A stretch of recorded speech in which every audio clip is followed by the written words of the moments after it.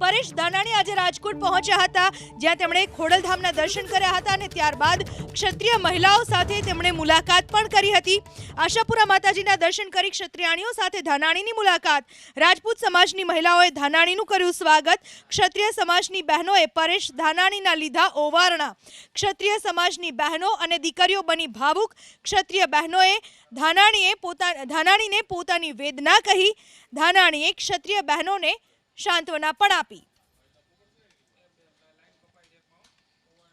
कोई व्यक्ति सामेनी नथी, वैचारिक विविधता ए देशनी लोकशाहीनुं हार्द छे। अमे क्यारेय नहीं ईच्छीए के भारतीय जनता पार्टी विहीन कोंग्रेसनुं राज होय। विविधताए ज आ देशने घड्यो छे। वैचारिक मतभेदोए ज लोकशाही ने फूली फालीने पंगरावी छे। आज लड़ाई कोई व्यक्ति सामेनी नहीं, लड़ाई कोई विचारधारा सामेनी नहीं, लड़ाई परसोत्तम भाई के परेश भाई नी नहीं, लड़ाई भाजप के कांग्रेस नी नहीं। आ लड़ाई सत्ता में बैठेला लोकोना अहंकार ने ओगाळवा माटेनी छे। सामान्य माणसना स्वाभिमाननुं रक्षण करवा माटेनी छे।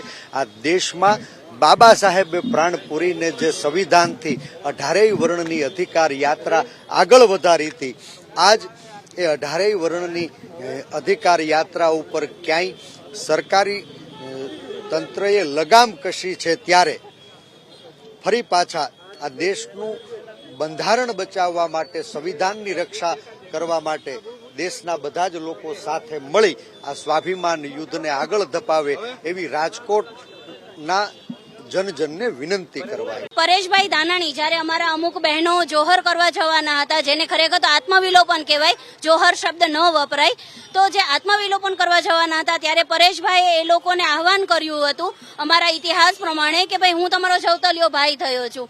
તો આજે જ્યારે અમે અહીંયા દર્શન કરવા આવેલા, આજે આઠમ છે નોરતાનું, તો પરેશભાઈ અમને એવી રીતે કીધું છે કે ભાઈ હું તમારો જવતલિયો ભાઈ થયો છું, તો તમે ચિંતા ન કરતા, હું તમારી સાથે છું। તો અત્યાર સુધી અમે તો કોઈ પક્ષ સાથે જોડાયેલા નતા, કોઈ પક્ષની વિરુદ્ધમાં પણ નતા, પણ પરેશભાઈ જ્યારે આવ્યા ને ખાલી બે હાથ જોડીને એટલું કીધું ને કે બેન અમે તમારી સાથે છીએ, અમે જેટલા પણ બહેનો હતા ને અમારી આંખમાં આંસુ આવી ગયા, કેમ કે ભાઈને જોઈને બેનની આંખમાં આંસુ ન આવે એવું બને જ નહીં। અને અમે જે રીતે અમારી લડાઈ લડી રહ્યા છીએ, અમે અંતર મનથી હવે થાકી ગયા છીએ અને ખાલી પરેશભાઈના બે શબ્દ હું તમારી સાથે છું અમને એક આશ્વાસન આપી ગયું છે કે કદાચ અમારે જો વિરુદ્ધ મતદાન કરવાનું થશે તો અમે ક્ષત્રિય સમાજ ભાજપને છોડીને કોંગ્રેસને પણ સમર્થન આપીશું, કારણ કે ભાજપ જો અમને નથી સમજતી તો હવે અમે પણ ભાજપને સમજવા નથી માંગતા। અને અમે પરેશભાઈને ભાઈ માયના છે, તો પછી જો ભાઈ બહેનનો સપોર્ટ કરે તો બેન શા માટે નહીં? તો અમે પણ પરેશભાઈને આગામી દિવસોમાં અમારું સમર્થન છડે ચોકે જાહેર કરીશું।